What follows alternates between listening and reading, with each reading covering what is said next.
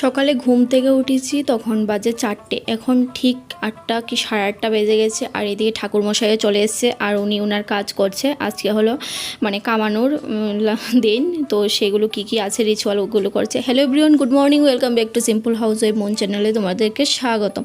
তো সকাল সকাল আজকে ঘর দুয়ার পরিষ্কার করব, আজকে অসুস্থ যাওয়ার দিন, তো সেই জন্য আর কি জামা কাপড়গুলো ধুয়ে দিচ্ছি। আর এদিকের ওয়েদারটা দেখো, মানে মেঘলা মেঘলা ওয়েদার হয়ে রয়েছে, কদিন ধরে বৃষ্টি, তো বৃষ্টির কারণে ভালোই লাগছে না, ঘরের কোনো কাজবাজ করছি না, তবু বৃষ্টির মধ্যে যা করার টুকটাকি মানে করছি। আর আজকে যেহেতু মেইন পরিষ্কারের ডেট, মানে আজকেই সমস্ত কিছু আমাদেরকে পরিষ্কার করতে হবে, তারপর রান্নাবান্না আর কি করা হবে।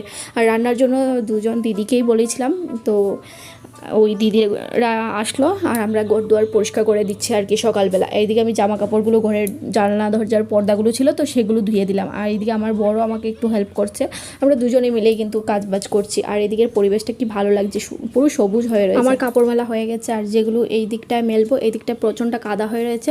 তোমাদেরকে প্রথমেই বললাম বৃষ্টি হচ্ছে, আর বৃষ্টির কারণে না এই ক্ষেতের মধ্যে কাদা কাদা হয়ে রয়েছে। তো স্নান তো করিনি, আমার বরকে বললাম তুমি ওই দিকটায় গিয়ে মেলে দাও, আর আমি এই দিকটায় মেলে দিয়েছি। আর আকাশের ওয়েদারটা দেখো, এক্ষুনি মনে হচ্ছে আকাশ পেটে বৃষ্টি পড়বে। আমি ঘরে চলে এসেছি, আর এদিকে বারান্দায় এসে একটু নমুনা করলাম আর কি। আর এখন মেয়ে কার্টুন দেখছে, ঘরে চলে এসছে, ও ইস্ত্রি করবে, হিসাব করছে। কি পর্দা? আমি হলাম গিয়ে বাড়ির কাজের মাসি। বরের সাথে আড্ডায় আর কি মেরে একটু তোমাদের সামনে আবার আসলাম। ঘরের মোটামুটি কাজবাজ কমপ্লিট। গতকালকে আমি ঘর দুয়ার একটু পরিষ্কার করেছিলাম, ঝাড়াঝাড়ি করেছিলাম, সেই ভিডিওগুলো করেছি, সেগুলো তোমাদেরকে নেক্সটে দেখিয়ে দেব। আর এই দিকে দেখো, আমার বর এদিকে একটু নমুনা করছে আর কি, আমার সাথে দুষ্টুমি করছিলাম, মানে একটু আমরা ফাইজলামি করছিলাম আর কি। তো যাই হোক, এখন আমার মেয়েকে খাওয়াবো, কারণ সকাল 10টা 10:30 বেজে যাচ্ছে। আর এইদিকের তো কাজবাজ মোটামুটি কমপ্লিট হলো, ও চুল কাটতে যাবে যেহেতু আজকে কামানোর দিন। আর মনেই হচ্ছে না যে আমাদের মাঝে মানুষটা নেই, মানে প্রচণ্ড ইয়ে লাগছে, আমার মনে হচ্ছে না। যাই হোক, আমরা এখন এটিএমে চলে এসেছি, টাকা তুলতে হবে, টাকা না তুললে তো কাজ হবে না। তো আমরা তিনজনে মিলেই কিন্তু টাকা তুলতে চলে এসেছি। আর প্রচণ্ড রোদ উঠেছে, তার মধ্যে গরম। তো এইদিকে মেশিনটা মানে এমন জুড়ে আওয়াজ করে উঠলো, মনে হলো না জানি ডাকাতি করতে এসছে। প্রচণ্ড ভয় পেয়ে আমি দৌড়ে পালিয়ে গেলাম। আর এদিকে আমার মেয়ে টাকা বের করেছে।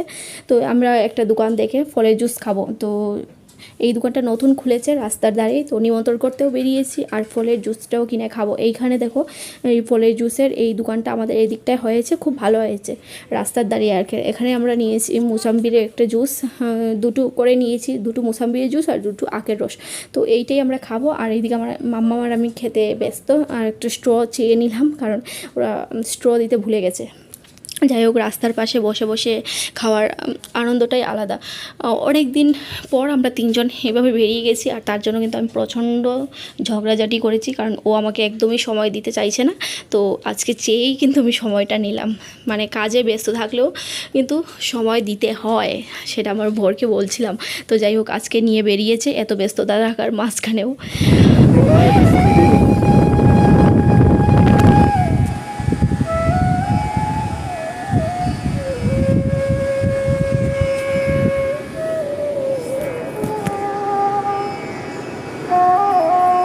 নখ কাটে।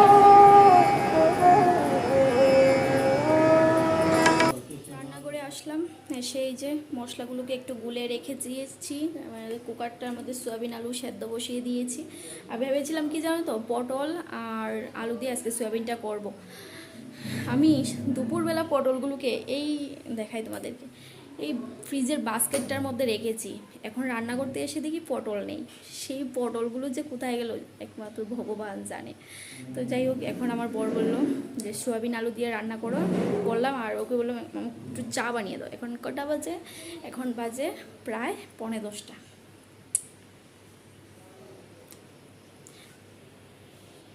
এখন 10:45টার সময় আমি দুধ চা খাবো, খেয়ে এগুলো রান্না করব, আর এগুলোকে গুছিয়ে রাখবো।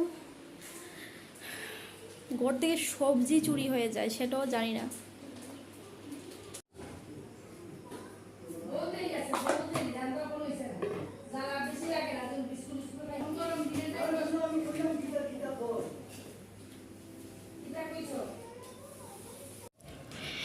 আমি এখন রান্না করতে চলে এসেছি, আর এদিকে আমার শ্বশুরমশাই আর শাশুড়ি মা যা লাগাচ্ছে, ওদের কথা শুনে আমি হাসবো না কাঁদবো না রান্না করব না ওদেরকে থামাবো কিছুই বুঝতে পারছি না। যাই হোক রান্নাটাই করি।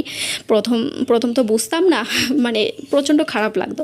যাই হোক এখন আর সেগুলো শুনতে শুনতে অভ্যাস হয়ে গেছে। আর এখন আমি সয়াবিন আর আলুর তরকারিটা করছি, আর এদিকে তাদের কথাগুলো শুনছি। আর সেগুলো ক্যামেরাতে উঠেছে, মানে আমি যখন ভিডিও করেছিলাম সেগুলো উঠে গেছে, সেগুলো কেটে আমি মিউট করে দিয়েছি, যতটুকু পেরেছি মিউট করেছি আর বাকিটুকু রেখে দিয়েছি।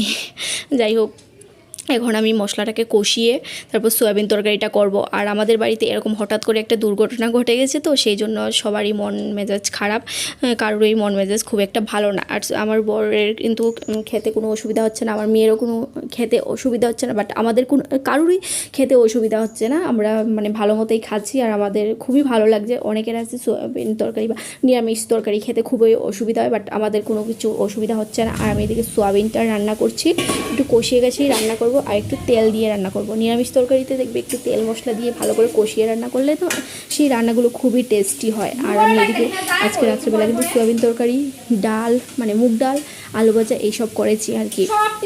আর সয়াবিনটা মানে খেতে দুর্দান্ত হয়েছিল, যেহেতু আমি বয়েস দিচ্ছি।